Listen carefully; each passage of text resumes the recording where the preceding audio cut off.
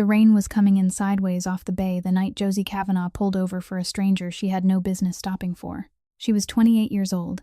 She had $41 in her jacket pocket, and she was driving home in a pickup older than her daughter with a toolbox welded into the bed. A couple of miles past the bridge, she saw hazard lights blinking, and a man standing beside a dead SUV with no coat and no umbrella, just standing there the way people stand when they've run out of ideas. He was maybe 34, dark-haired, soaked straight through, and he gave her one name and nothing else. Every instinct she had told her to keep driving. She didn't. She handed him her flashlight, went under the hood, and found the fault in 20 minutes flat. Then she did one more thing that wasn't her job, because she didn't want him stranded twice on the same road. When she finished, she wiped down the spot she'd touched, closed the hood, and knocked on it twice, the way her father always had, a habit she'd picked up at 9 years old without ever knowing it belonged to him. And that's when the man went completely still. He pulled out a fold of bills thick enough to change her whole month and held it out to her. She said no. He asked her why, and she told him he was stuck in the rain. She'd helped, and that was all there was to it. Then, she reached behind her seat, pulled out her father's old canvas work coat, and handed it to him because he was shaking, and she told him to leave it on anybody's porch when he was done with it. He put it on. He looked ridiculous in it. He didn't seem to care at all.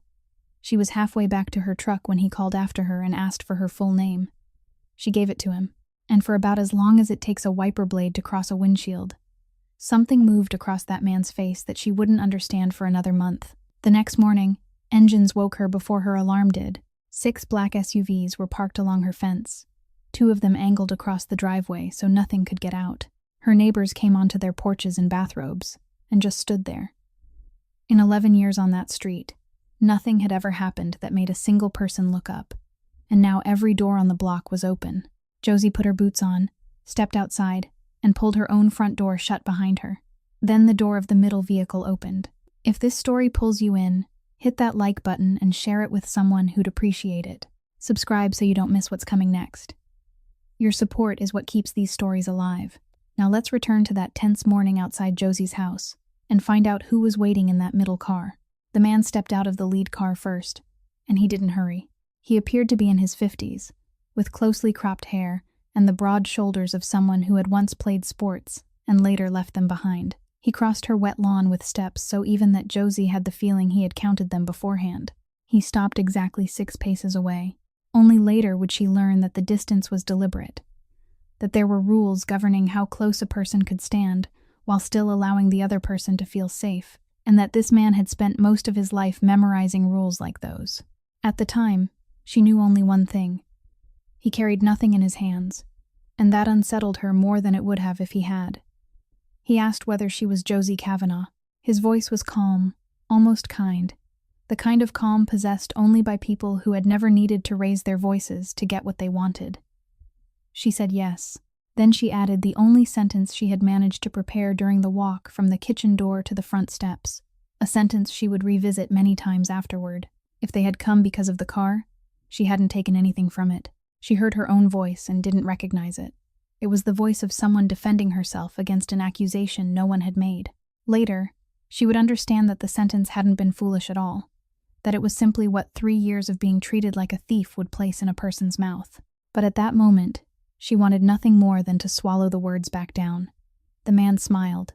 In every version of the scene she had constructed in her mind, on the way from her bedroom to the front steps, there had been no place for a smile. He said his name was Gideon Marsh, that he was in charge of security, and that no one had come there that morning to make trouble for her. Then he leaned slightly to one side and glanced toward the car in the middle of the line. Its rear door opened. Josie had told herself she wouldn't react. She had repeated that promise throughout the previous 40 seconds, while standing on the steps of her own house with both hands buried in her pockets, so no one could see them. Then the man stepped out, and everything she had told herself dissolved. It was him, the same height, the same dark hair, but the night before, he had been a soaked man standing beside the road, with no idea what to do with his hands. That morning, he walked across the gravel of her property, as though the earth itself knew it had to remain still beneath him. He said nothing. He merely closed the car door, and as he began walking toward her, the men in suits scattered around the other vehicles shifted automatically, moving apart to form an open arc around him. as steadily and silently as iron filings turning toward a magnet. No one gave an order. No one looked at anyone else. Josie noticed that more clearly than she saw his face, and that was what tightened her chest. Gideon Marsh continued in the same voice someone might use to ask another person to pass the salt at dinner. Mr. Vasari would like a few minutes of her time. The name fell between them like a stone dropped into a well, and Josie stood there waiting to hear it strike the bottom. Vasari. She had grown up in workshops filled with the smell of machine oil and the pounding of air compressors. Among old mechanics she had once believed feared nothing in the world. Yet every time that name was spoken, she watched the same thing happen. Voices dropped by half, eyes shifted toward the door. Some man would take a rag and wipe a wrench that was already clean, then change the subject, and no one would ask another question. No one had ever explained why, and she had never felt the need to ask, because in Providence, certain names worked like the weather. People didn't explain them. They simply put on another coat. Inside her jacket pocket, Josie's hand tightened and then relaxed. She thought about the flashlight she had given him in the rain, the several $100s she had pushed back toward him, and her father's canvas coat, which she had told him he could leave on any porch. She had stood beneath that rain and spoken to this man as though he were anyone whose car had broken down along the road. And now the entire street was watching, and he was walking toward her, and there was nowhere left for her to retreat, except through the door of the house she had closed with her own hands. There are mornings when the past doesn't return gradually. It falls all at once, whole and crushing. And as Josie stood on the gravel outside her house watching the man approach, her mind was dragged back to a glass-walled conference room at Meridian Transit. At the time, she had been the lead fleet technician, and that fleet consisted of small buses that carried elderly people to medical appointments and dialysis patients to and from treatment 3 times a week, vehicles fitted with lifts at the rear doors and wheelchair restraints along the center aisle. She had discovered something in a group of vehicles from the same production year, a recurring defect in the air brake pressure regulator valve, where a connection had corroded. In wet weather, when the vehicle traveled down a long slope, the pressure fell below the safe threshold for such a brief period that no one had been able to give it a name. The vehicle didn't lose its brakes. It only lost part of its braking power at the precise moment the driver needed it most. And on a bus filled with passengers strapped into their seats, those few seconds were more than enough. She wrote the report exactly as her father had taught her, recording the testing conditions, documenting the repeated results, and proposing an inspection procedure any repair shop could complete in a single morning. Beatrix Ferrante summoned her to the glass room, very politely, and pushed a file across the table bearing Josie's name, though it no longer belonged to her. 3 sections had disappeared. The conclusion had been changed. 9 incidents were now attributed entirely to driver error, to people whose names Josie knew one by one, people who drove the elderly to dialysis at 5 o'clock in the morning. Beatrix offered her a pen. Josie didn't take it. And in front of 5 managers who kept their eyes fixed on their own papers, Beatrix said that some conversations took place on top of the conference table, and others took place beneath a vehicle, and Miss Kavanagh was standing in the wrong place. Not one person in the room looked up. What Josie remembered most wasn't the remark. It was the silence that followed, a silence that cost them nothing and took everything from her. 7 weeks later, she lost her job. The official reason in her file was failure to comply with internal reporting procedures. Language broad enough to mean whatever the person holding it needed it to mean. Then came the much more painful part. The silence. She went to so many interviews that she stopped counting. Every time, they liked her while she was in the room. Every time, they called her references. And afterward, there was nothing. Only Gus Delaney, who owned a truck repair shop on the edge of the city, had been honest enough to tell her the truth in the parking lot, because he didn't have the courage to say it within the 4 walls of his own office. Her name was on a list.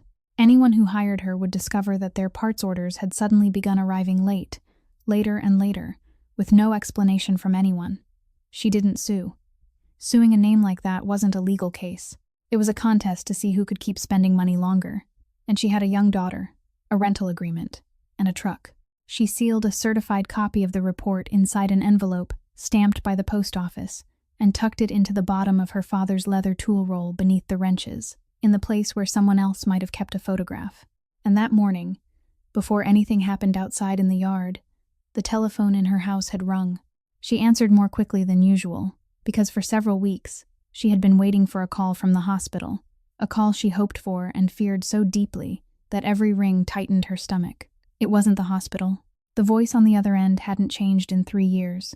It still carried the polished flatness of private schools, the kind of voice that could make an insult sound like a weather report. Beatrix didn't say hello.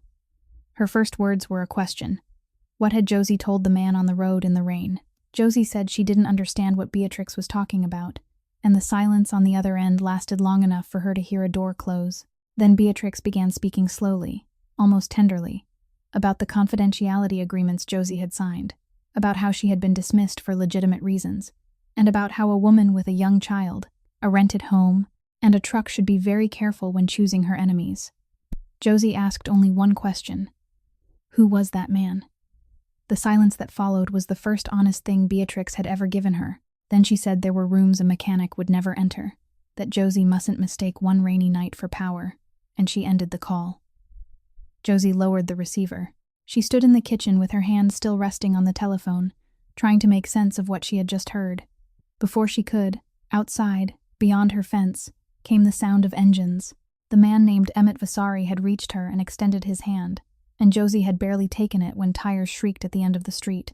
A silver sedan came racing toward them, braked sharply, and pulled into the last open space along the curb in the way people park only after driving too far and too fast to care whether the car is straight. Beatrix Ferrante stepped out. Josie would later learn that she had left Philadelphia before dawn, that she had driven the entire distance alone, and that throughout the journey she had rehearsed again and again what she was about to say. Her heels sank into the wet edge of the grass bordering Josie's yard, forcing her to walk on the balls of her feet to cross it. The awkwardness should have diminished her confidence, but it didn't. She passed the line of black vehicles. She looked at Gideon Marsh. She looked at the suited men standing in an arc. She looked at Emmett.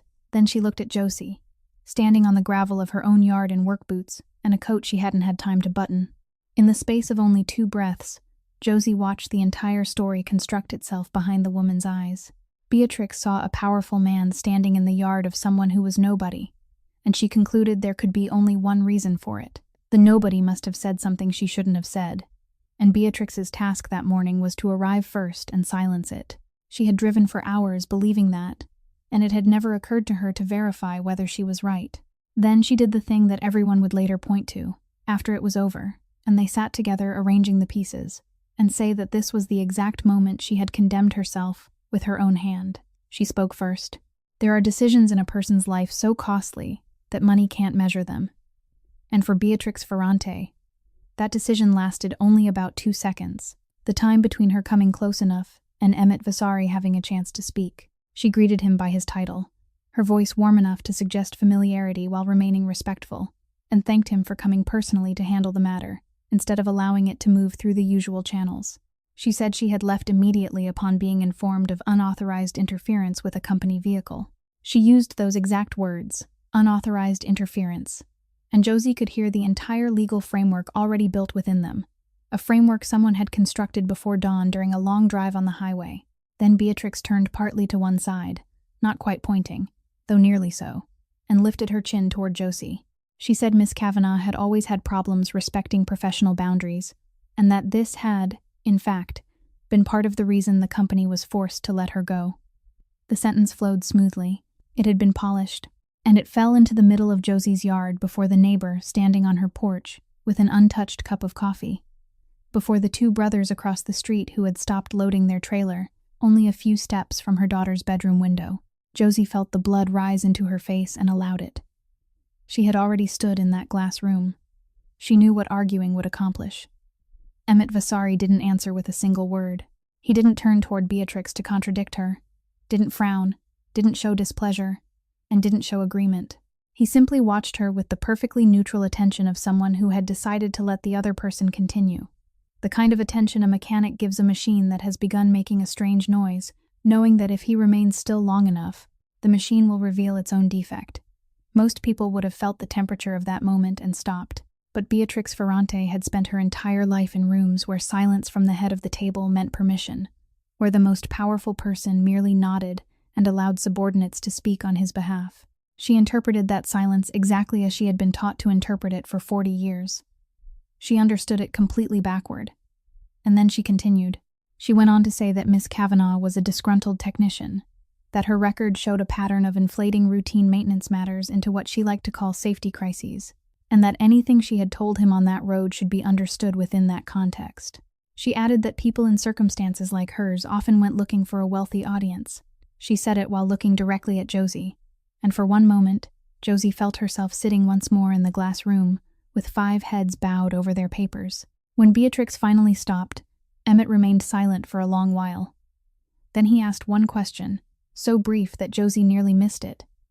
Had she read the original report? Beatrix replied that she had reviewed the summary. Emmett nodded slowly, the nod of someone who had just received exactly what he needed, then called Adelaide Roche by name and told her to bring it forward. The woman approached from the second car, opened the file, and held it at a slight angle, just enough for Josie to see. Josie didn't believe that was accidental. The page contained her report, not the altered version. It was the one she had signed one afternoon 3 years earlier, the one she had been certain they fed into a shredder the following week. All 9 vehicles were listed. Every testing condition was there, along with the complete inspection procedure divided into individual steps. In the margin of the 4th page was a slightly slanted handwritten note recording the humidity inside the testing compartment on the morning she repeated the measurement for the final time. Josie looked at her own handwriting and felt as though someone had opened a box she had nailed shut with her own hands. Beatrix stared at the document slightly longer than necessary. Then she did what people like her always did when the ground shifted beneath them. She changed the shape of the battle. She said a mechanic without an engineering degree wasn't qualified to draw conclusions at the level of system design. That what Miss Roche held was the opinion of someone who repaired vehicles, not someone who designed them. She spoke in the voice reserved for boards and juries, a voice that sounded so reasonable, people forgot to verify whether it was true. And she used it while standing before a rented house with a sagging porch, facing a woman holding a ring of truck keys, sincerely believing it was the strongest card she possessed. Josie spoke for the first time that morning. She didn't raise her voice. She had learned in the glass room what raising her voice could cost. She said she had never claimed to have designed the vehicle and had never written a single word about how the system was supposed to operate. She had recorded only what it did under conditions she could measure and reproduce. Then she said the brake valve didn't care what was hanging on her wall. Finally, she said that if Beatrix's position was that only the people who designed a system were permitted to say when it was failing, then she had built a company that could never know when it was wrong. No one spoke for several seconds. The neighbor across the fence still held the same cup of coffee. Josie could hear water dripping from the porch roof onto the gravel. Emmett Vasari turned his head and looked at her, and something in his expression settled into its proper place, like the face of a mechanic, when a strange sound finally matches the diagnosis in his mind. He didn't speak to her. He turned to Adelaide Roche and told her to open the next page. The next page contained only one side of text, and it was the document's editing history. There were timestamps. There was the name of the account that had performed each action. 3 paragraphs appeared with strike-through marks running through the words. The trace software leaves behind when someone deletes something, but the system still remembers it. The recommendation to inspect the entire fleet had been reduced to a note about driver training. At the bottom was the approval line, accompanied by the office code that had authorized the change. Beatrix studied it for a long time. Then she said it had been a standard formatting procedure, that the documentation department routinely reviewed technical reports to make their presentation consistent before archiving them, and that she couldn't possibly remember every review performed across a region with so many service centers. Adelaide Roche didn't look up. In the driest voice Josie had ever heard from a living person, she merely said that the standardization had removed the words "loss of braking force" from every page where they had appeared. No one laughed. No one released a breath.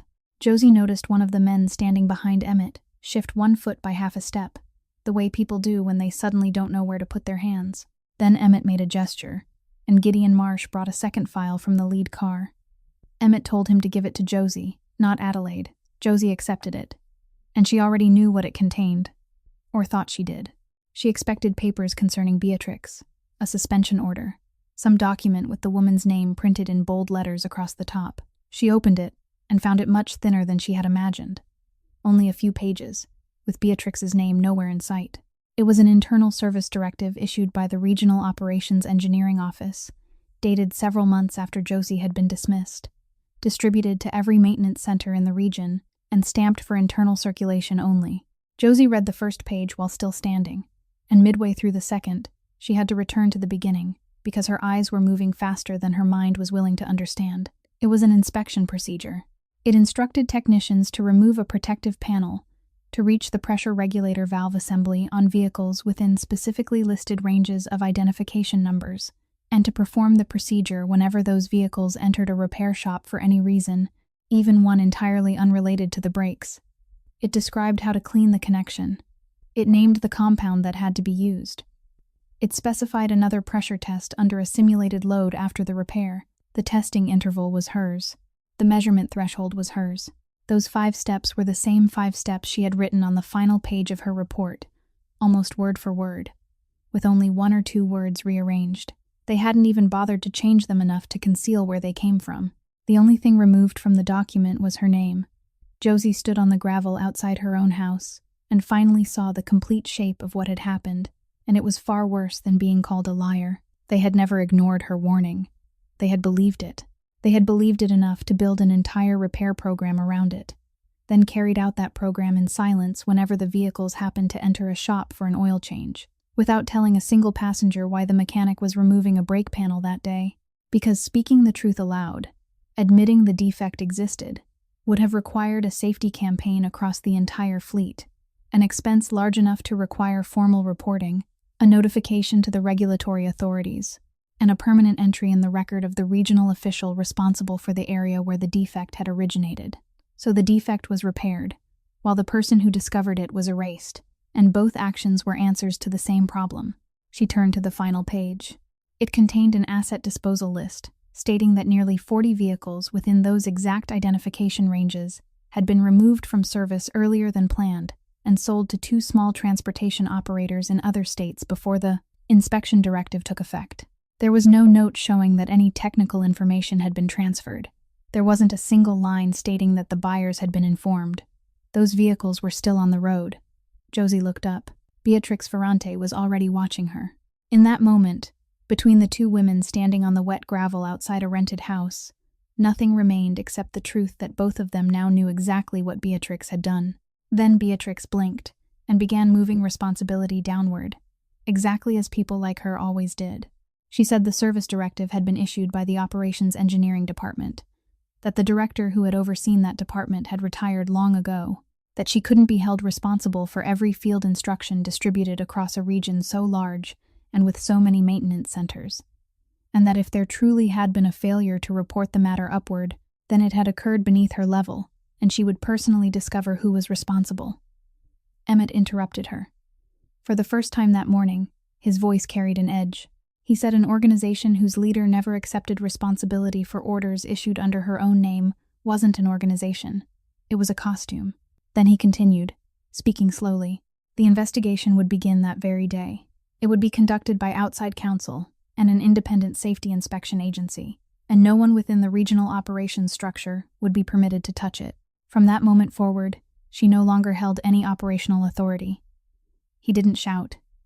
He didn't dismiss her in front of Josie's neighbors.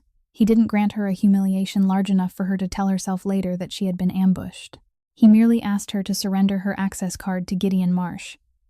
Beatrix removed it from the strap of her bag and placed it in his palm. Gideon said, "Thank you. Of everything that happened that morning, that was the coldest," and Josie would think about it for a long time afterward, about how a person could lose an entire career to 2 words spoken in the same tone someone might use when accepting the return of a borrowed pen. But an access card and a seat on the board were 2 different things, and Josie didn't understand that yet. Adelaide Roche explained it very quietly, almost for Emmett alone. Suspending Beatrix's operational authority couldn't remove her from the Meridian Board. That required a meeting and a vote, and until the vote took place, she would retain access to the company's asset archive, where every disposal record, transfer agreement, and identification number for the vehicles sold outside the company was stored. Josie's head came up sharply when she heard that.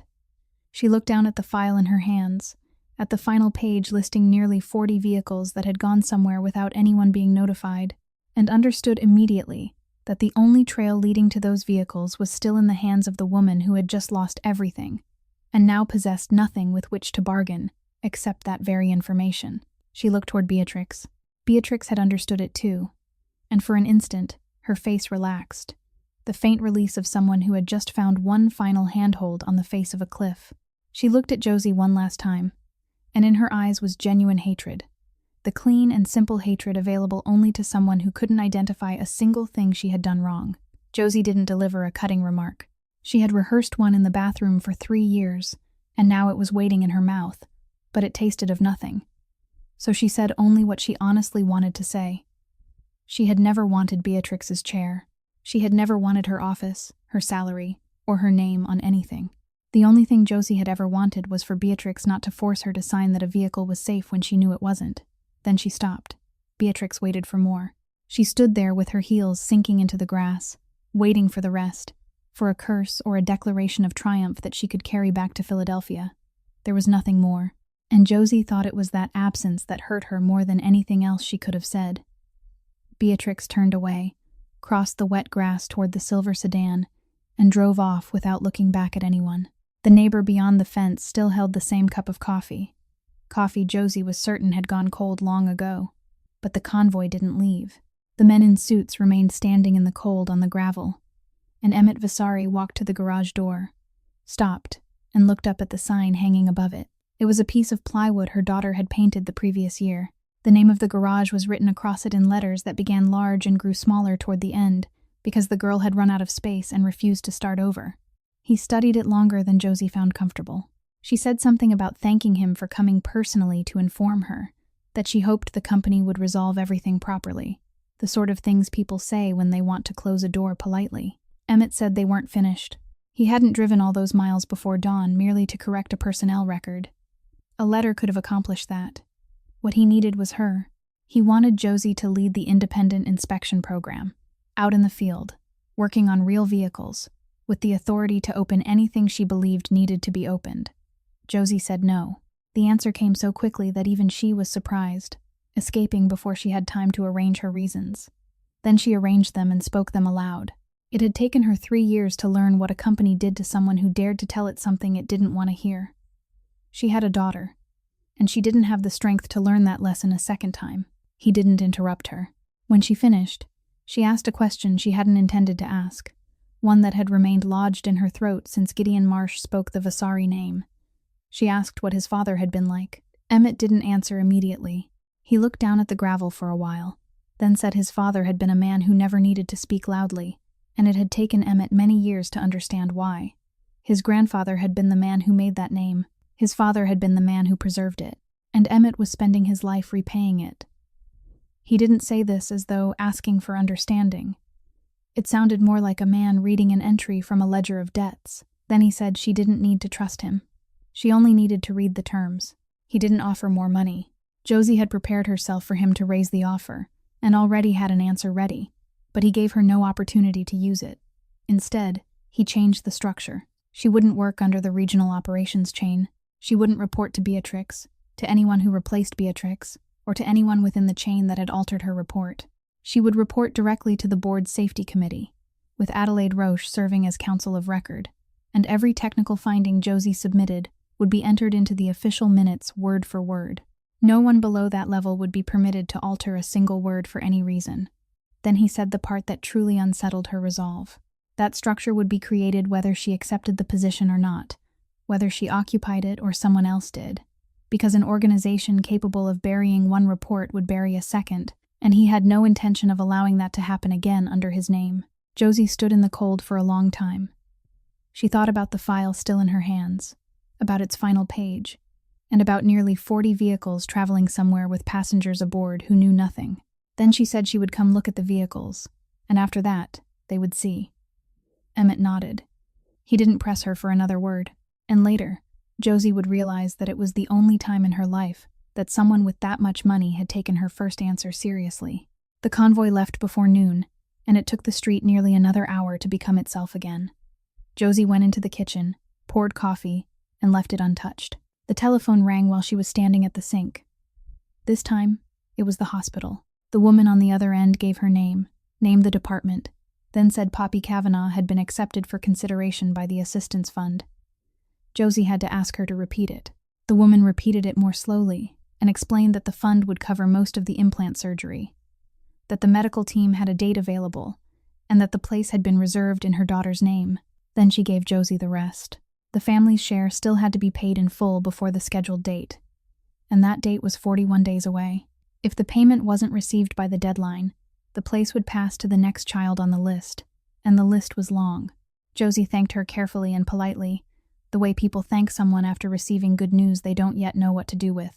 She lowered the receiver, opened her banking application, and stared at the amount on the top line. She looked at it longer than necessary because a number didn't change no matter how long someone stared at it. Poppy was 6 years old. She could hear through her right ear, and her left ear was waiting for its turn. She could read lips far better than her mother, so well that Josie had once stood on the other side of the backyard and silently mouthed the question of what she wanted for dinner. Poppy immediately answered pasta, then dissolved into laughter because her mother looked ridiculous doing it. There was a game in the house that only Poppy played. She sat in the middle of the kitchen floor with the tool roll spread open and arranged the wrenches in rows according to the colors of the old paint marks, indicating their sizes. Blue first, then red, then the faded yellow she called mustard. She approached the task with complete seriousness, occasionally looking up to ask whether one wrench was larger than another. Josie would say yes or no, and Poppy would nod like someone whose important theory had just been confirmed. That afternoon, Josie removed the calendar hanging beside the front door and taped it to the refrigerator at eye level, where everyone passing through the kitchen would have to see it. Poppy stood beside her and watched her count. When Josie pointed to the date and explained that it was the day Poppy would go to the hospital, that afterward she would be able to hear on both sides, the girl didn't ask whether it would hurt or whether she should be afraid. She asked whether she would be able to hear running water in both ears at the same time. Josie said yes. Poppy ran to get her box of markers, dug out the orange one she always saved for important things, then circled the date herself. The circle was slightly crooked and much too large, covering parts of the neighboring squares. Then she stepped back to admire it and told her mother that now no one could forget. That night, after Poppy had fallen asleep, Josie sat at the kitchen table with the paper on which she had recorded the call and the calculator she normally used to estimate supplies. She added what she had earned during her best month of the previous year. She added the value of everything she could sell while still being able to work. She even included things no sensible person would have counted. She performed the calculation 3 times, and all 3 produced the same answer. It wasn't enough, and the difference wasn't small. She sat motionless for a long time in the dark kitchen, one hand resting on the paper, staring at the crooked orange circle on the refrigerator. The following morning, she called Adelaide Roche and said she would take the job. 11 days later, when only 30 squares remained uncrossed on the calendar, a car turned into her driveway near dusk, and Josie recognized the sound of its engine before she had time to look outside. There was only one vehicle. No escort followed it. No one sat behind the wheel except Emmett himself, and when he opened the door and stepped out, he had to turn and pull a cardboard box from the back seat with his own hands. Inside were the connectors and several valve assemblies needed for bench testing, items she had placed on the supply list the previous week and had been told would have to wait for an order from the Midwest warehouse. He said the Midwest warehouse had sent them. He said it in the voice of someone who had merely stopped at a grocery store, and Josie decided not to ask further. She was lying beneath a neighbor's truck, the kind that became as dark as a tunnel beneath the rear once the lift gate was lowered, and she was struggling to hold the light with her chin. Emmett removed his coat, hung it on the hook beside the door, then crouched beside the wheel, and took the flashlight without saying anything. He aimed it at the precise spot. He held it steady. When she shifted her hand, he changed the angle, without needing to be told. Something very few people could do, even among those who had spent their entire lives in the trade. He remained there for 2 hours. They talked about the work, mostly about the work, because that was the easiest thing to discuss when 2 people still didn't know how much they were permitted to say to each other. He asked why she had chosen air brakes instead of electronics, which would have earned her more money. She said air brakes didn't lie, that pressure was pressure, and it didn't depend on what kind of mood the software happened to be in that day. He laughed, and the sound startled her slightly because she had never heard it before. Then he asked where she had learned the trade. She told him her father had taught her to hold a wrench before teaching her to ride a bicycle, that by the age of 9, she could remove an air filter cover without dropping a single screw, and that whenever she made a mistake in one step, he never scolded her. He simply took everything apart and told her to begin again. She had hated it so much that it wasn't until years later that she understood what he had been teaching her. She said he had possessed many peculiar habits she had absorbed as a child without ever asking why, habits she still followed without realizing it. Emmett didn't respond to that. He adjusted the flashlight and remained silent long enough for Josie to wonder whether he had heard her. She asked why he had been driving alone that night in the middle of the storm instead of having a driver take him, as men like him usually did. He said that if he had called his driver, someone would have known he was personally inspecting the vehicle, and he hadn't wanted anyone in the company to know. Then, still in the calm voice of someone discussing the weather, he added that people inside a man's own house had ears too. Josie was about to ask another question when his phone vibrated. He handed her the flashlight, stood, and walked into the yard. She heard him speaking through the partly open door, but she couldn't understand a single word because he wasn't speaking English. His voice wasn't any louder than usual. It was only shorter, more precise, with a rhythm she had never heard when he spoke to her. The call lasted less than a minute. Then he came back inside, took the flashlight again, crouched in the exact place where he had been, and asked where she had left off. Josie continued talking about her father and those peculiar habits, and he nodded in all the right places. But throughout the rest of that evening, the cadence of his voice during that call continued echoing in her mind, and she couldn't push it away. 6 days later, when only 24 squares remained uncrossed on the refrigerator calendar, he came again, this time in the afternoon, and this time Poppy was home. Josie was washing her hands at the sink when she heard her daughter run to open the front door, and she had just enough time to think she should have warned him, should have told him that the girl would ask questions, because Poppy always asked questions. But by the time Josie finished drying her hands and reached the kitchen doorway, it had already begun. Poppy stood in the middle of the living room with both hands planted on her hips, looking up at the tall man who sat on the edge of the chair so his eyes were level with hers. Without any preparation at all, she asked why he spoke so slowly. Josie stopped in the doorway. Emmett didn't offer an embarrassed smile, didn't look toward the girl's mother for help, and didn't change his voice in the way adults often did when speaking to children. He said it was because he wanted her to be able to read his lips. Poppy tilted her head and considered the answer with complete seriousness, then asked who had told him to do that. He said no one had told him. He had decided on his own that it was what he should do. The girl nodded, and Josie knew that nod meant he had just passed some examination, created, administered, and graded by Poppy alone. Then Poppy said that if this was true, he needed to learn something. She raised one hand, folded her thumb into her palm, extended the remaining 4 fingers, then closed them into a shape Josie had seen 1,000 times. The sign for the first letter of her name, the first sign the girl had learned, and the one of which she was most proud. She demonstrated it slowly, very slowly, then told him to copy her. He did it wrong. His thumb remained outside. Poppy shook her head, took his hand, pressed the thumb into the correct position, and told him to try again. He repeated it, but this time his fingers closed too tightly. She said he was squeezing as though he were crushing a lemon and needed to make his hand softer. He tried a 3rd time, and she said it was almost right, but his wrist was crooked. On the 4th attempt, Poppy released a very long sigh, the sigh of a teacher who had spent many years with the same class and was beginning to question her choice of profession, and Josie had to bite the inside of her cheek. Emmett Vasari neither gave up nor acted as though any of it was amusing. He studied his hand as if examining a piece of equipment that had fallen out of calibration, straightened his wrist, adjusted his thumb, and tried a 5th time. Poppy clapped. She said it was right now, then told him to do it 3 more times so he would remember. He performed all 3 repetitions without missing one. Then she announced that he now knew how to say her name without speaking, which meant he could call her from the other side of the yard without shouting the way her mother always did. He said that was exactly what he needed. The girl ran to get her box of markers so she could show him how to write her name, and during the silence, Emmett looked up and saw Josie standing in the kitchen doorway. He didn't say anything. He merely gave her a slight nod, then turned back toward the place where Poppy had disappeared. Josie remained where she was, one hand still holding the dish towel, and realized she was smiling.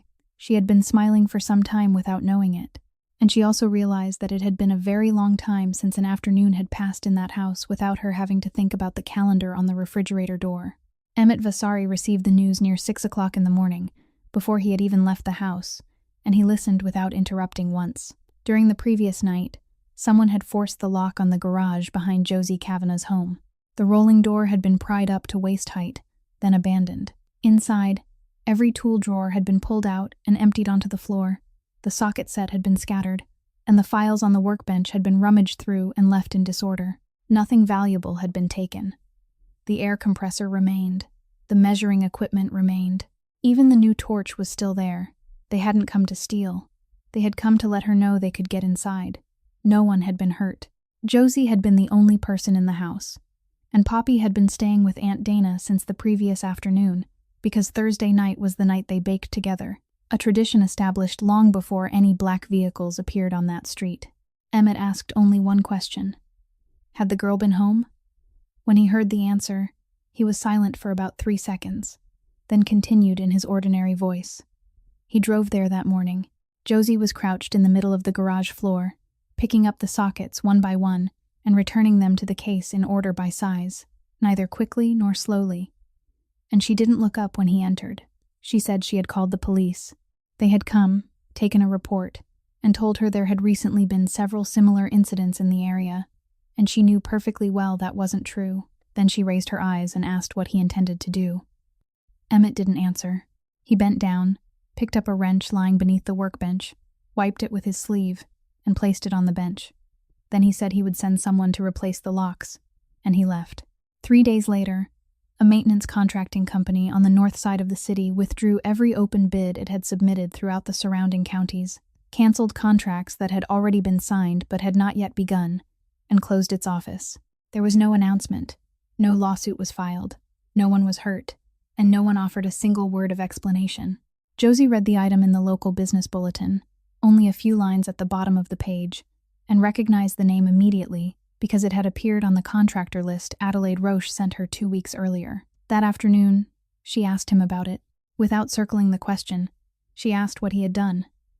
Emmett stood in the garage doorway and didn't avoid answering. He said he hadn't done anything. He had made 3 telephone calls, and in each one, he had spoken only a single sentence. "This person stands under my name." Then, still in the calm voice of someone reading a line from an expense ledger, he added that his grandfather had needed to go somewhere in person to say those words, while Emmett had remained seated in his car. Josie said nothing. She stood there with the cleaning rag in her hand and felt something strange travel along her spine, something that wasn't quite fear and wasn't gratitude either, because she understood that he hadn't told her this to reassure her. He had told her to show her. A company with dozens of employees and decades of records had disappeared from every bidding list in only 3 days, without documents, without traces, without anyone needing to raise a hand against anyone else. All it had required was 3 telephone calls made from the back seat of a car. She understood that if she ever stood on the other side of those 3 calls, she would disappear just as completely, and no one would print even a single line at the bottom of a newspaper page. She looked at him, and he looked back at her, and neither said anything more.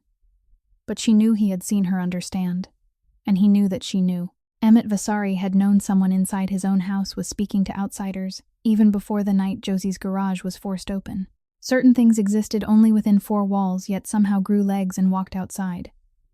An inspection schedule changed at the last minute, but the other side knew beforehand. An address known to only 3 people appeared in the hands of a 4th. Josie had once told him directly that she suspected Beatrix, and the idea was so reasonable that he had wanted to believe it too. But Adelaide Roche never believed anything merely because it was reasonable, and for many days she traced every access to the internal schedule, 1 entry at a time. The name waiting at the end of that trail was Gideon Marsh. Emmett summoned him to his house one evening. No one else was in the room. He placed the printed records on the table and said nothing. Gideon studied them for a while.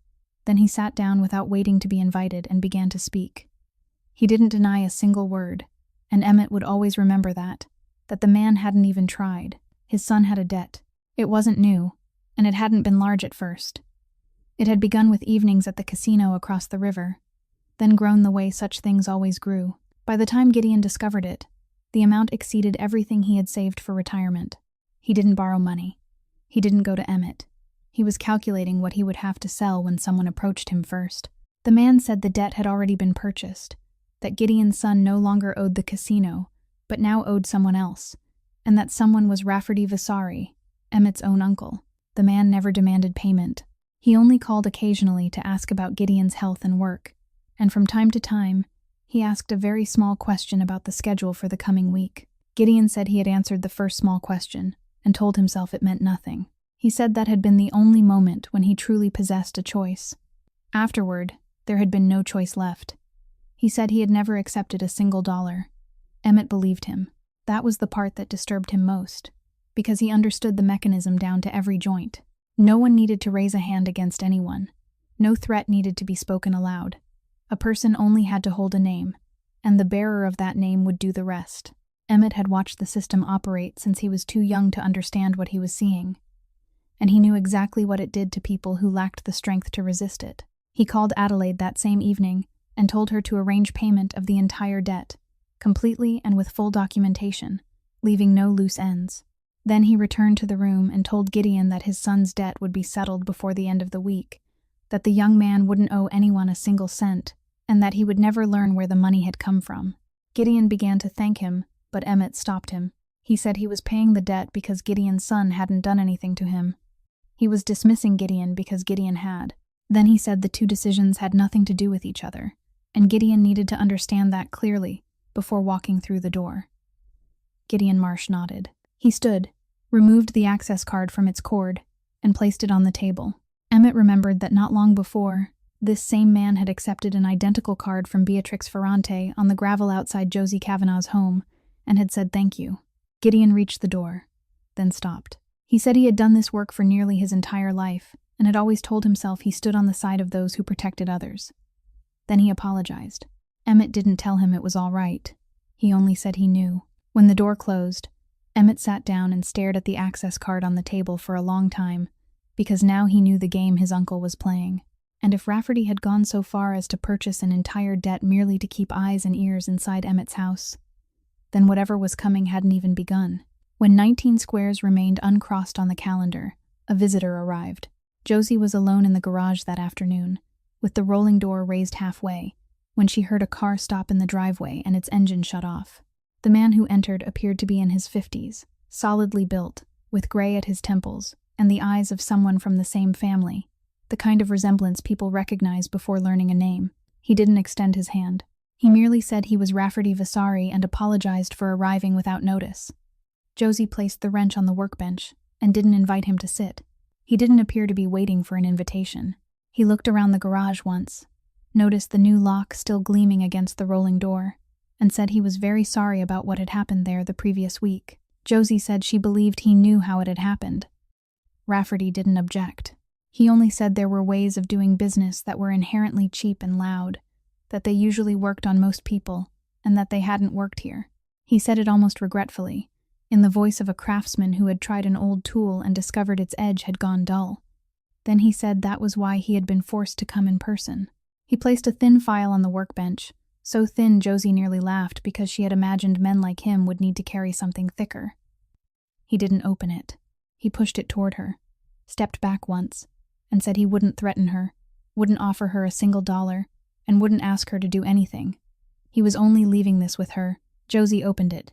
The first page was a copy of a handwritten ledger, filled with slanted lines she recognized immediately, because she had seen that handwriting every day throughout her childhood, on work orders, on notes taped to cabinet doors, and on the final birthday card she still kept. It was her father's ledger. Tobias Kavanaugh, the name of the garage, the customers' names, the hours worked, the money received, and the amounts still unpaid. The second page listed maintenance contracts, and in the right column of every line appeared a date and the same word. Terminated, terminated, terminated. It continued to the bottom of the page, all within a period of less than 1 year. The third page was a stamped internal document, and at the bottom was a line of approval, accompanied by a signature. Josie studied the signature.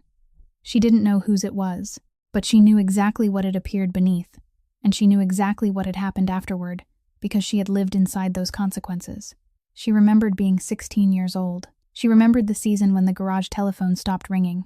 She remembered her father sitting at the kitchen table after dinner with this ledger open before him and a pencil in his hand, adding the same column of numbers again and again, even though the result could never change. She remembered him beginning to work night shifts at a truck stop along the interstate and saying it was only temporary. She remembered the night he didn't come home. No one had ever told her why everything collapsed.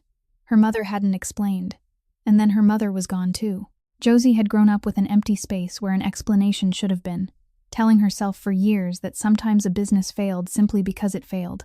She looked up. Her hand was gripping the edge of the file more tightly than necessary. She asked what he wanted. Rafferty Vasari shook his head. He said he wanted nothing. He only thought she deserved to know the name in those records, and that she should ask his nephew how long he had known it. Then he wished her a pleasant afternoon, walked out, and never looked back. Josie remained alone in the garage for a long time after the sound of his car had disappeared at the end of the street. He hadn't told her anything at all. He had merely placed a question inside her mind, knowing with certainty that the only person who could answer it wouldn't lie to her. She drove through the entire evening with the file resting on the seat beside her, and when he opened the door, she didn't greet him. She only held it out. Emmett took it, turned to the page with the signature, and didn't need to study it for long. He gave her the name of the man who had signed it. Then he said that man was his father. Josie asked how long he had known the Kavanaugh name. He said he had known it before she spoke her name beneath the rain that night. She asked how long before. He said since he was 22. Then he told her the story, briefly, without adding a single word to soften it. One evening, at his grandfather's house, a mechanic had been summoned because they needed him to sign a certification for a fleet of trucks he had never inspected. The mechanic refused. No one raised a voice. No one touched him.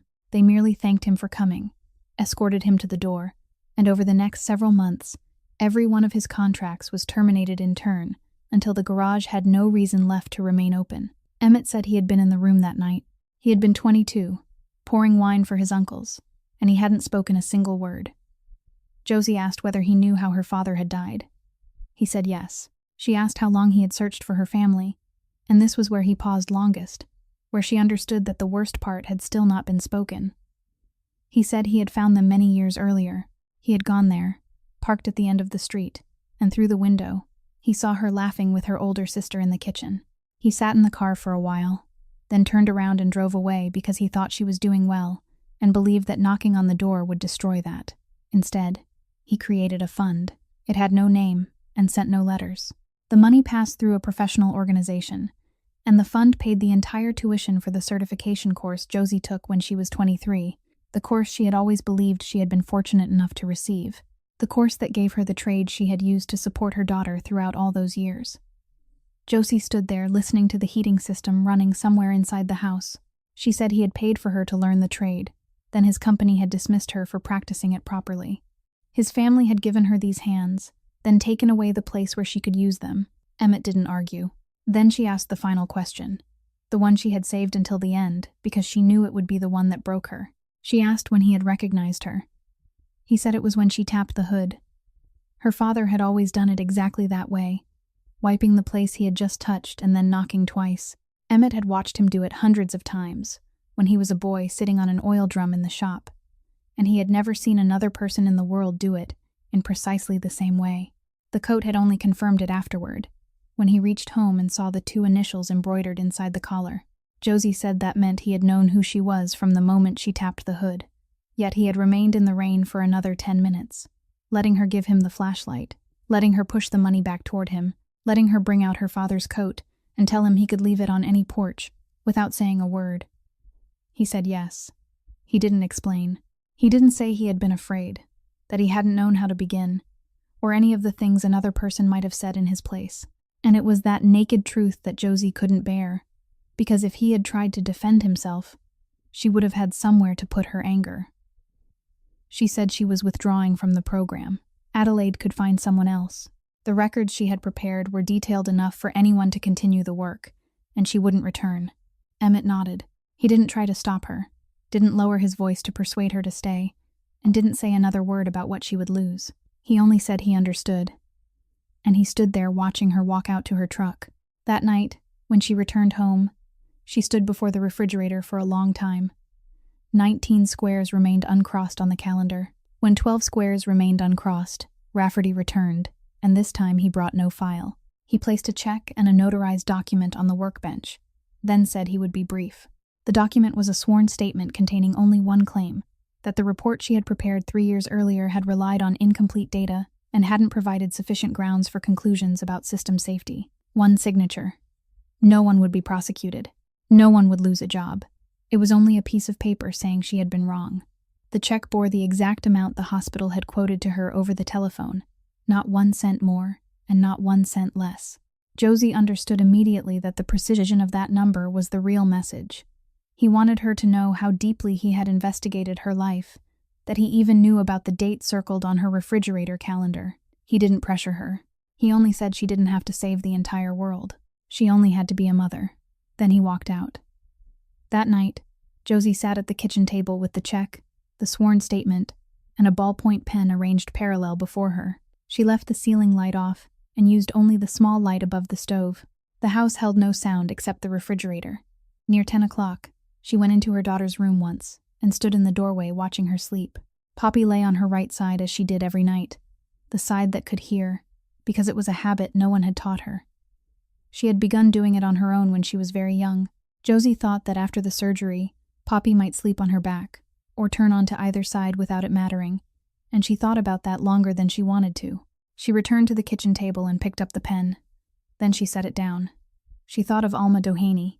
Alma always sat in the second seat on the left, always that one, 3 times a week, and she arrived about 15 minutes before the vehicle departed, so she wouldn't have to hurry. Once, she asked Josie why the floor gave a strange shudder whenever the vehicle descended the bridge. Josie crawled beneath it that same day and told her she hadn't imagined it, that she had heard correctly. Alma thanked her and said most people merely told her she worried too much. Josie picked up the pen a second time. She thought that signing wouldn't cause another vehicle to fail, that the inspection program would continue, that Adelaide still had the records, and that the world wouldn't collapse because of one mechanic's signature. She considered those things very carefully, then realized she was doing exactly what people always did before they signed. She was searching for reasons just reasonable enough to let her sleep afterward. Then she thought of her father. She remembered the season when the garage telephone stopped ringing, and he still opened the doors at exactly 7 o'clock every morning. She thought of the ledger, the pencil, and the columns of numbers he had added again and again.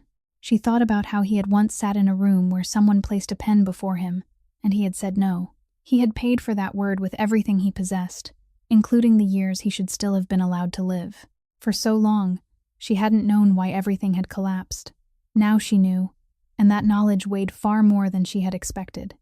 She remained there until the light beyond the window changed color. When morning had fully arrived, she rose, filled the kettle, and picked up the check while waiting for the water to boil. She tore it in half, then into quarters, and dropped it into the trash beneath the sink. There was nothing heroic in the way she did it, and she didn't feel noble. She merely stood there with small scraps of paper still clinging to her hands, and thought one thing.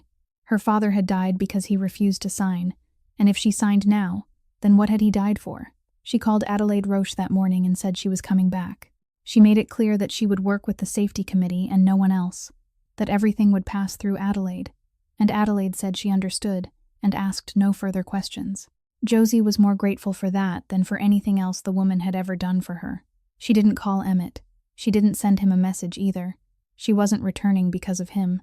She was returning because on some Tuesday morning, a woman would arrive 15 minutes early and take the second seat on the left, and Josie had promised her that she hadn't imagined anything. When 8 squares remained uncrossed on the calendar, Beatrix Ferrante called. The 3 women met in a small conference room inside Adelaide's office with the door closed. Beatrix went directly to the point, and Josie had to admit that she didn't waste time circling it. She said she still possessed access to the asset archive, that she knew exactly where the nearly 40 vehicles had gone, who had purchased them, and which identification numbers now corresponded to which license plates. She said the inspection program could spend months tracing all of them, perhaps an entire year, perhaps forever, because the transfer agreements were held by the buyers rather than Meridian. Then she named her price. She would retain her seat on the board, and there would be no vote to remove her. In exchange, she would surrender the entire list that day. Adelaide began saying something about lacking the authority to negotiate on behalf of the board. Josie interrupted her. She said it wouldn't be necessary. She placed her father's leather tool roll on the table, something she had carried with her since morning without telling anyone why. She opened it, moved the layer of wrenches aside, and removed an envelope from the bottom, its edges yellowed with age. The stamp remained intact. The postmark remained intact. The envelope had never been opened. 3 years earlier, on the night before she was summoned and dismissed, Josie had sat in her kitchen and copied her entire file, placed it inside the envelope, sealed it, then driven to the night post office and sent it to herself by certified mail. She hadn't known why she was doing it. She had simply done what her father had taught her when she was 15 and lost a customer's warranty slip. Anything important should be mailed to yourself, because people could argue about anything in the world, but a postmark didn't lie. Adelaide lifted the envelope and studied the mark for a long time. Then she opened it at the table, carefully, with a letter opener, and spread the contents before the other two women. The report, every page. The date matched the postmark, and the postmark came before the day someone altered the document in the system, which meant no one in the world could ever again dispute which version was the original. But what made Josie spring from her chair was in the final pages, something she had copied along with the report that night, merely because it had been there and had then forgotten for 3 years. It was the vehicle identification schedule. The entire group of vehicles was listed, complete and one by one, exactly as the fleet records had shown while she still worked there, including those later removed from service early and sold outside the company. The list Beatrix had just brought there to use as leverage had been lying at the bottom of her father's tool roll for 3 years. Josie looked at her. Beatrix Ferrante said nothing. She stared down at the pages, and Josie saw something in her shoulders lower very slightly. Then Beatrix gathered her file, fastened her handbag, and stood. She reached the door before Adelaide said she would receive formal notice of the board meeting through official channels. Beatrix said she knew. Then she left. Once the door had closed, Adelaide arranged the pages into a neat stack and said she needed to compare the identification numbers against federal vehicle registration data, and that it might take several days. Josie said she didn't have several days. She rolled up the tool roll, tied the cord, and held it against her chest as though it had just told her something. Emmett Vasari received the summons the following afternoon, and he knew immediately who stood behind it, because only one person in the family was old enough and bitter enough to call a meeting without asking his permission. 7 people sat around the dining table in his grandmother's house. There were no documents, no attorneys, and no one taking notes. Serafina sat at the head of the table as she had since Emmett was a child, one hand resting on the wood, and she said nothing throughout the first part of the evening. Rafferty spoke briefly. He didn't raise his voice, and he didn't need to. He said his nephew was bringing an entire independent investigation into the family, opening doors for outside attorneys and auditors to enter rooms that generations had kept closed. He said Emmett was preparing to spend an amount of money so large it would require formal explanation, all to buy back vehicles sold long ago. Then Rafferty delivered his final question very slowly. What was all of this for? A mechanic in the suburbs. Several elderly women traveling to dialysis 3 times a week. He said decades of work by this family couldn't be traded away for something so small. Several people around the table nodded. Emmett didn't argue with a single word. He bent down, removed a faded canvas work coat from the bag beneath his chair, and placed it on the table among the plates, directly in front of his uncle. He asked whether Rafferty remembered the man who had worn it. He spoke Tobias Kavanagh's name. Then he said Tobias had sat in this very room at the exact distance from the head of the table that Rafferty occupied now. Someone had placed a pen before him, and he had said no. No one raised a voice at him. No one touched him. They merely thanked him and escorted him to the door. Afterward, he lost everything. Emmett said this family had never needed to raise a hand against anyone. It only needed a list. Then he said that was precisely what Rafferty had just described as decades of work. No one spoke for a while. Rafferty pushed the coat aside, not forcefully, only far enough that it no longer lay before him. He said the dead were already dead, and that this table had to concern itself with the living. Then he called for a vote. They voted by raising their hands, in the old way. Emmett received 3, Rafferty received 4. Emmett had expected it, but when it happened, there was still a moment when everything inside him seemed to sink. He remained motionless in his chair because he knew that standing now would mean losing a second time. Then Serafina rose. She stood slowly, bracing one hand against the edge of the table, and the entire room fell silent in the way people had fallen silent whenever she stood for the past 40 years, though no one had ever wondered why. She said nothing about morality. She didn't mention the mechanic or the vehicles. She said only that there was something she needed to make clear to her children and grandchildren, something she would have explained long ago if anyone had ever thought to ask her. The controlling interest in Meridian had never belonged to the family. It had belonged to her husband, and when he died, it passed into her name. She had never transferred it to anyone, not to her son and not to anyone else. She said she had sat at this table all those years and allowed the men in the family to believe they were in command because that was what they needed to believe, and because she had been waiting to see whether any of them would ask her a single question. No one ever had. Rafferty began to say something. She didn't interrupt him. She merely waited until he finished, then looked around the table at each person in turn. She said the family had already produced enough men who were skilled at making other people disappear, and she had never seen anyone in the family who was skilled at bringing them back. Then she said the vote they had just taken had no authority over the company, that she would grant written authorization to her grandson the following morning, and that she hoped dinner would conclude before the food became completely cold. She sat down. No one touched the food. Rafferty Vasari left the table less than 10 minutes later, without speaking to anyone, while Emmett remained behind, looking at the canvas coat where it still lay after being pushed aside. The comparison results arrived at 7:15 in the morning, and Josie was standing in the kitchen with the phone held between her shoulder and her ear when she saw them. Among the vehicle identification numbers she had preserved inside her father's tool roll for 3 years was one vehicle that hadn't gone to another state like all the others. It had been transferred a second time to a small transportation contractor within the region, and its current registration was assigned to a route carrying dialysis patients. She opened the route schedule. This morning, the early run, rain was falling beyond the window, the thin, persistent kind that kept the road damp for hours. The exact conditions she had recorded in her report 3 years earlier, and someone had erased. After the transfer station, the route descended the Bay Bridge, a slope extending for more than half a mile. She called the contractor's dispatch line. The telephone rang 8 times, then went to voicemail. She called again. Voicemail. She called Adelaide and spoke very quickly. Adelaide said she would find a direct number for the driver. But Josie said that even if she found one, the driver wouldn't answer while holding the steering wheel. No decent driver would. She looked at the clock above the stove. Then she made the only calculation available to her. She knew that route. She had crawled beneath its vehicles for years. She knew it always stopped at the transfer station for nearly 7 minutes to board passengers and lower the lift, and she knew the station came before the bridge descent. She pulled on her boots, grabbed her keys and tool roll, and ran to her truck.